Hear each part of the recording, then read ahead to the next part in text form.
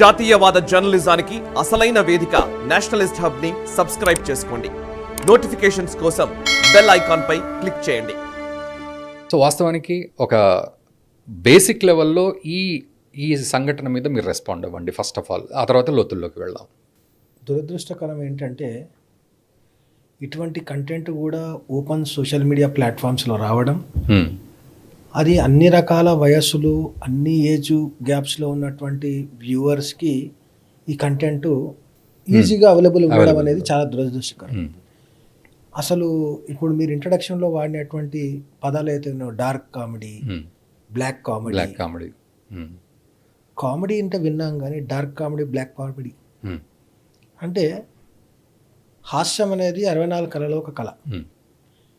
హాస్యాన్ని ఏంటంటే నవ్వు పుట్టించడానికి, సర్కాజం అనేది కొంచెం వ్యంగ్యంగా మాట్లాడడం, వ్యంగ్యంగా అది కూడా ఒక కళ. అది మాటల్లో, అది ఎవరినన్నా చమత్కరించడానికో లేకపోతే ఇంకేదన్నా విషయం చెప్పడానికో, వ్యంగ్య రూపంగా చెప్పడానికో, క్రిటిసైజ్ చేసేటప్పుడు వ్యంగ్యంగా చెప్పడానికో వాడతారు.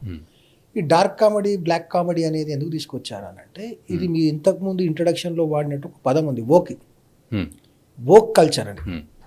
వోక్ కల్చర్ అంటే they are not related to anybody, they don't care for anybody, they care a damn for anything అన్నట్టు. వాడికి ఏదో ఉండదు, బంధాలు ఇవన్నీ ఏమి ఉండవు, వాడి ప్రపంచంలో వాడు ఉంటాడు.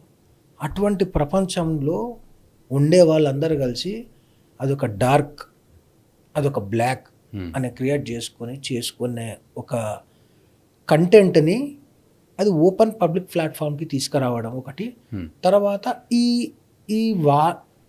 యాక్చువల్గా కామెడీ చేసేది అందరూ నవ్వుకోవడానికి, జనాలందరూ దాన్ని ఎంజాయ్ చేయడానికి, మానసిక ఉల్లాసానికి, డిస్ట్రెస్ కావడానికి, ఈ రకమైనటువంటి దానికోసం కామెడీ చూస్తుంటారు.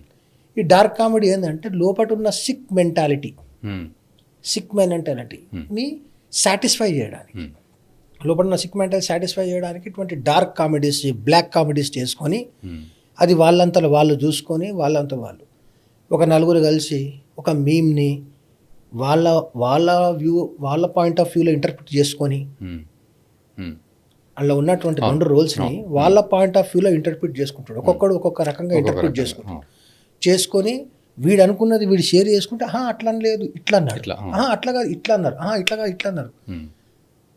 ఇంకా ప్రపంచంలో వేరే పనే లేనట్టు, ప్రపంచంలో విశ్లేషించడానికి, అనలైజ్ చేయడానికి వేరే సబ్జెక్టే లేనట్టు, అన్నీ వదిలేసి ఒక తండ్రి కూతురు మధ్యలో ఉన్నటువంటి అది ఏంటంటే ఒక వే ఆఫ్ ఎక్స్ప్రెసింగ్ లవ్. అది ఇలా కొడతా ఏంటి అని అంటే వాళ్ళు కూడా నిన్ను కూడా కొడతా అని వీడియోస్ వస్తుంటాయి చూడండి, మేమ్స్, ఆ టైప్ ఆఫ్ వీడియో. అది మీరు కంటిన్యూస్ వీడియో చూస్తే తండ్రి బెల్ట్ తీసుకొని కొడతా అని చూపించి చేతిలో పట్టుకుంటే ఆ అమ్మాయి అమాయకంగా వచ్చి ఆ బెల్ట్లోని ఉయ్యాలలాగా దాంట్లో కూర్చొని ఊగే ప్రయత్నం చేసింది.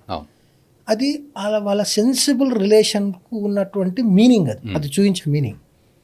ఈ వెధవలు, పని పాట లేని వెధవలు, వాళ్ళ మైండ్లో ఉన్న కోణంలో ఉన్నటువంటి సిక్ మెంటాలిటీని సాటిస్ఫై చేయడానికి ఇటువంటి డార్క్ కామెడీలు, బ్లాక్ కామెడీలు చేయడానికి, ఒక తండ్రి కూతురు మధ్యలో ఉన్నటువంటి ఒక పవిత్రమైన బంధాన్ని, ఒక ఆప్యాయత, ప్రేమ, అనురాగాలను వాళ్ళ వ్యూ పాయింట్లో ఇంటర్ప్రిట్ చేస్తూ ఒక అశ్లీలమైనటువంటి వ్యంగ్యమైనటువంటి వ్యంగ్యంగా వర్ణిస్తూ వాళ్ళ లోపల ఉన్న సిక్ మెంటాలిటీ సాటిస్ఫై చేసుకుంటున్నారు. అది ఎవరు పబ్లిక్ వ్యూవర్షిప్ కోసం కాదు, పబ్లిక్ కోసం కామెడీ చేస్తే అది పబ్లిక్ అది చూసి ఎంజాయ్ చేస్తారని కాదు, అది కేవలం సిక్ మెంటాలిటీని సాటిస్ఫై చేసుకోవడానికి. ఇటువంటి వాళ్ళు దాంట్లో కేవలం హనుమంత్ ప్రశాంత్ అనే ఎవరో పేరు వాడుతున్నారు కదా, ఆయన ఒక్కడే ఎందుకు అక్యూజ్ చేస్తున్నారు అసలు నాకు అర్థం కాదు.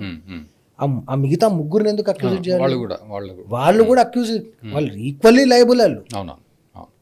ఎందుకంటే they are trying to interpret the video in their own view point to satisfy the sick minds. Exactly. ఈ వీడియో మీకు నచ్చినట్టయితే లైక్ చేయండి, 10 మందికి షేర్ చేయండి, అలాగే కామెంట్ల రూపంలో మీ అభిప్రాయాలను మాతో పంచుకోండి. Nationalist hub group of channels ను సబ్స్క్రైబ్ చేసుకుని తెలుగునాట జాతీయవాద జర్నలిజాన్ని ప్రోత్సహించండి. ఈ వీడియో కింద ఉన్న బెల్ ఐకాన్ పై క్లిక్ చేయడం మర్చిపోవద్దు.